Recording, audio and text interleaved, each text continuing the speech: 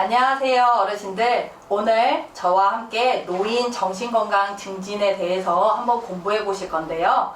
오늘 교육자료는 전라북도 정신건강복지센터 기본 매뉴얼인 리본이라는 교육자료로 함께 공부해 보실 거예요. 오늘 공부해 보실 목차는 다음과 같습니다. 숫자로 알아보는 노년기, 노년기의 변화, 노인 정신건강 문제, 마음이 건강하고 행복한 노후 순으로 진행해 보겠습니다.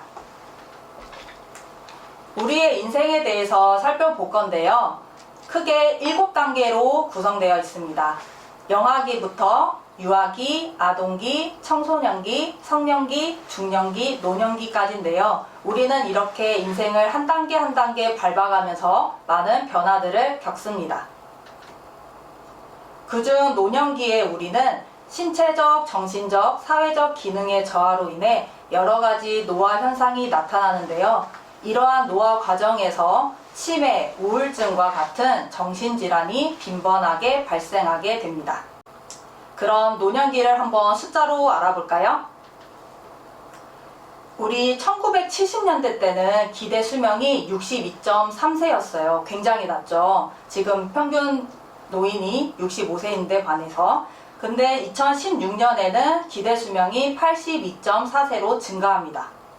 이렇게 기대 수명이 증가한 만큼 어르신들도 행복지수도 같이 올라가셨나요? 아니면 걱정이 인생의 삶이라고 생각하시기 때문에 오히려 걱정이 늘어가셨는지 제가 궁금합니다. 그렇다면 노인이 겪는 어려움에 대해서 자세히 살펴보겠습니다. 어르신들께서 겪는 어려움 중에 가장 큰 문제는 오른쪽에 보시는 바와 같이 건강 문제가 1위로 나왔습니다. 그 다음으로는 경제적인 어려움, 외로움 순으로 어르신들께서 어려움을 많이 겪는다고 나타났습니다. 연령대별로 우울감 경험률을 살펴볼게요. 오른쪽에 보시는 바와 같이 60대 이상에서 우울감을 많이 경험하신다고 나와 있어요. 앞에서 연령대별로 우울감이 얼마나 많이 경험하시는지 알아보았잖아요. 다음으로는 우울증을 실제로 겪으시고 계시는 환자분들 연령대도 살펴볼게요. 보시는 바와 같이 60세 이상에서 똑같이 높게 나타나고 있습니다. 실제 우울증 환자 연령대도 노년기에서 많이 나타나고 있습니다. 이렇듯 노년기에는 우울증으로 힘들어하신 분들이 이렇게 많다는 것을 다시 한번 느낄 수 있는데요. 그렇다면 앞에서 노년기의 변화에 대해서 조금 더 자세히 살펴볼게요. 어르신들께서 보이는 거랑 듣는 거랑 지금 많이 힘드시죠? 아무래도 나이가 드시면서 감각 기능이 저하되기 때문에 자연스러운 변화입니다. 그리고 식사를 하시다가 자주 체하시거나 소화도 잘 안 되시는 경우가 많으시잖아요. 그것 또한 신체적으로 자연스러운 변화에 해당됩니다. 그리고 새벽에 잠에 자주 깨시거나 그리고 깊은 잠을 못 드시잖아요. 그것 또한 자연스러운 신체 변화이니까 크게 걱정하지 않으시면 좋겠습니다. 어르신들 당뇨병이나 고혈압이나 다 있으시죠? 그게 다 만성질환인데요. 그거는 어느 누구나 다 노년기에 흔한 만성질환이시니까요. 이것 또한 자연스러운 신체적 변화입니다. 그렇다면 신체 말고 심리, 정서적으로도 어르신들이 크게 변화가 있으신데요. 첫 번째로는 가족과 사이로부터 소외감과 고립감을 느끼시고, 그리고 남편분도 아무래도 빨리 돌아가시잖아요. 그래서 그런 배우자분들의 사별로 인해서 상실감으로 우울감이 높아지십니다. 그리고 어르신들께서 나이가 들어감에 따라 죽음과 가까워지셔서 불안하시고 초조하시고요. 그리고 지나온 세월에 대해 후회도 많이 드시고 아무래도 힘이 약해지시고 쓸쓸해지시다 보니까 누군가의 도움을 받아서 문제를 해결하시고 싶으신 의존성도 커집니다. 그리고 자식들에게 유산을 남기시려고 하는 경향도 강하게 나타나시고요. 노년기에는 또 사회적인 변화도 느끼시게 됩니다. 사회적 지위와 역할을 상실하게 되시고 그리고 대인관계도 많이 끊어지시게 되셔서 자존감이나 삶의 만족도도 낮아지게 되셔서 결국에는 이러한 변화가 정신건강에 부정적으로 영향을 미치게 됩니다. 그렇다면 앞서 배운 이러한 변화들 때문에 어르신들께서 생기시게 되는 정신건강 문제에 대해서 알아보겠습니다. 옆에 보시는 화면과 같이 방송에서 많이들 보셨을 거예요. 우울증이 어르신들에게서 많이 나타나고 있다. 이게 큰 사회적인 문제다 하는, 그리고 또 자살까지 많이들 시도하신다는 이런 매스컴의 방송들을 보실 텐데요. 그만큼 사회적인 문제로 아주 심각합니다. 그래서 이런 문제에는 어떤 것들인지 자세하게 알아보도록 할게요. 첫 번째로는 우울증입니다. 우울증은 노년기에서 가장 흔한 정신질환 중 하나인데요. 우울한 기분뿐만 아니라 만사가 귀찮고 무기력해지시고, 그런데 이러한 감정이 몇 주, 몇 달 혹은 몇 년간 지속되는 것을 가지고 우울증이라고 우리는 말합니다. 그래서 우울감하고 우울증하고 구분을 꼭 하셔야 되는데요. 우울증의 원인으로는 첫 번째로 노년기에 찾아오는 질병과 장애로 인한 건강의 상실입니다. 그리고 두 번째로는 퇴직 이후 재정적 대비의 부족으로 인한 경제적 능력의 상실입니다. 그리고 마지막 세 번째로 배우자나 친지와의 사별, 가족과의 분리 등으로 인한 대인관계의 상실을 들 수 있겠습니다. 우울증에 걸리시게 되면은 주요 나타나는 증상은 옆에 많이 이렇게 보여져 있는데요. 그 중에 몇 가지만 짚어 드릴게요. 불필요한 걱정이 많아지시고, 만사가 귀찮아지시고, 그리고 절망적이시고, 그리고 쉽게 짜증을 내세요. 그리고 숙면을 이루지 못하시고, 깜빡깜빡 치매와 같이 비슷한 그런 건망증도 나타나시게 되고요. 그리고 이 우울증이 심각해지시면 자살 생각이 들기도 합니다. 우울증의 특징을 다시 한번 살펴볼게요. 우울감 호소뿐만 아니라 잠을 못 자시는 거, 불안, 초조감이 더 흔하게 나타난다는 사실을 잊지 마시고, 그리고 치매 증상과 비슷하게 인지기능 장애도 있는데요. 이 부분은 너무 헷갈리시기 때문에 치매안심센터 같은 기관을 방문하셔서 치매 검사를 따로 해보시면 우울증하고 구분이 되실 겁니다. 오른쪽 영상 촬영 사진을 보시면 정상인 사람과 우울증 환자 영상 촬영 사진이 보이시는데요. 초록색이 정상적으로 활동하고 있는 모습이고, 파란색이 정상적으로 활동하지 않고 있는 모습입니다. 이렇게 우울증은 뇌 기능이 저하된 증상을 보이시기 때문에 꼭 약물 치료를 하시고 병원 진료를 보셔야 되는 것을 알 수 있습니다. 두 번째 노년기 정신건강 문제로는 불면증입니다.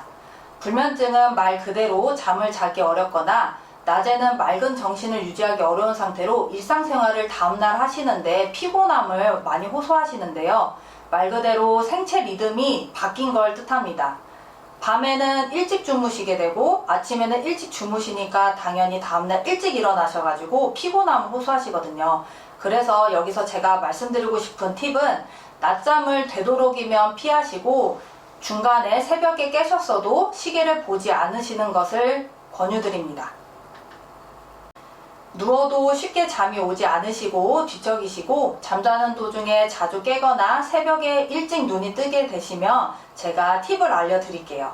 첫 번째로 낮잠을 주무시지 마시고, 그리고 중간에 새벽에 깨셔도 시계를 보시지 마시고, 만약에 깨셨으면 따뜻한 물을 한 잔 드시고 다시 잠을 청해 보시는 것을 부탁드릴게요.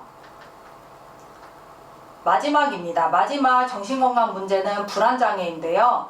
아무래도 어르신들께서 노년기이시면 죽음하고 가까워지는 나이 때문에 내가 언제 죽으면 걱정하시고, 그리고 내가 이렇게 아프다가 곧 죽는 거 아니야? 라고 불안해 하시거든요. 이랬을 때 제가 증상을 알려드릴게요. 그래서 이 증상이 5가지 이상 해당되시면 꼭 가까운 정신과 병원에 진료 보시는 것을 추천드릴게요.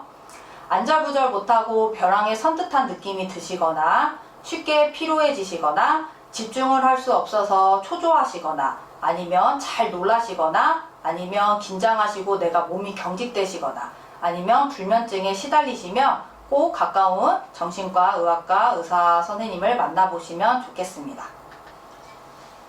그렇다면 앞에서 말씀드린 노인 정신건강 문제를 어떻게 해결하면 좋을까 제가 방법을 알려드릴게요. 첫 번째로는 정기적인 자가검진, 두 번째 긍정적인 마음으로 밝게 웃으시기, 세 번째는 지나친 음주와 흡연은 삼가시고요. 네 번째, 규칙적인 생활하시고, 다섯 번째, 정신건강 문제도 치료가 꼭 필요하다는 것을 잊지 마시고, 마지막으로 병원에 꼭 가셔서 의사 선생님의 도움을 받으시기를 권합니다. 정신건강 문제가 있는 경우에는 제가 앞서서 병원을 꼭 가시라고 했는데요.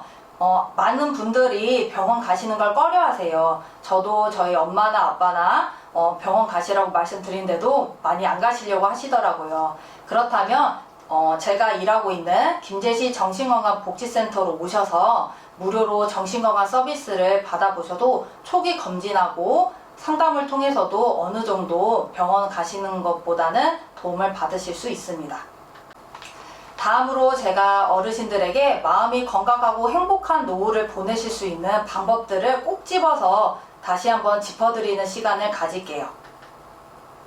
총 10가지 수칙인데요. 이 10가지 방법들을 하시는데 어렵다고 하시면 제가 좀 고민이 되는데요. 정말 쉽거든요. 그러니까 꼭 10가지 방법을 다 해보셨으면 좋겠습니다. 첫 번째로는 긍정적으로 세상을 보시고, 두 번째, 감사하는 마음으로 사시고, 세 번째, 반갑게 마음이 담긴 인사를 서로 건네시고, 네 번째, 하루 3끼 맛있게 그리고 천천히 식사하시고요.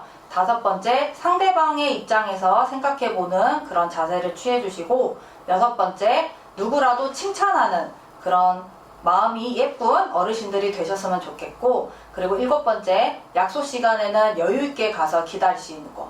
아무래도 약속 시간에 딱 맞춰 가거나 늦게 가시게 되면 불안하고 초조한 감정이 들어서 어르신들에게는 불안하고 초조한 감정이 오히려 정신건강에 해가 되거든요. 그러니까 조금 더 일찍 약속 시간에 여유 있게 나가셔서 편안한 마음 상태를 유지할 수 있도록 하시면 좋을 것 같고요. 그 다음으로는 일부러라도 웃는 표정을 지으시고, 그 다음에 원칙대로 정직하게 사시고, 마지막은 이건 좀 오해를 안 하셨으면 좋겠는데요. 때로는 손해를 볼 줄도 알아야 한다. 어르신들께서 이제까지 살아오시면서 고생 많으셨잖아요. 그래서 나는 이제 손해 이제 안 볼래. 나 이제 좀 호강받아야겠어, 자식들한테. 이렇게 생각하시면 제가 할 말은 없는데, 여기서의 손해는 내가 조금 부족하고 내가 조금 덜 받는다고 해도 스트레스를 받지 마시라는 거예요. 그래서 어르신들께서는 더 좋은 생각을 더 많이 하셔야 마음이 건강하고 행복한 노후를 보내실 수 있잖아요. 그러니까 제가 앞서 말씀드린 10가지 수칙을 꼭 기억하시고 실천하시는 멋있는 어르신들이 되셨으면 좋겠습니다. 정보 하나 알려드릴게요. 저희 김제시 정신건강복지센터 말고도 24시간 정신건강 위기 상담 전화가 있습니다. 그래서 1577-0199도 있고요. 그리고 똑같이 24시간 상담이 가능한 129. 우리가 불났을 때 어르신들 119 누르시죠? 119 말고 마음이 불났을 때는 129. 그래서 129를 좀 눌러주시고, 그 다음에 어르신들 누가 막 때렸어요. 그러면 노인학대 신고전화 1577-1389도 눌러주시면 감사하고, 마지막으로는 전북 치매센터 063-247-6082로 하셔서 치매 걱정이 드시는 것에 대해서 도움을 받으시면 조금 더 마음이 편안한 노후를 준비하실 수 있겠습니다. 네, 이것으로 오늘 노년기 정신건강 증진에 대해서 함께 공부해 보셨잖아요. 제가 알려드린 정신건강 수칙 10가지랑 정신건강 문제가 어떤 것이 있었는지 다시 한번 생각해 보셨으면 좋겠습니다. 지금까지 김제시 정신건강복지센터 윤보람이었습니다. 감사합니다.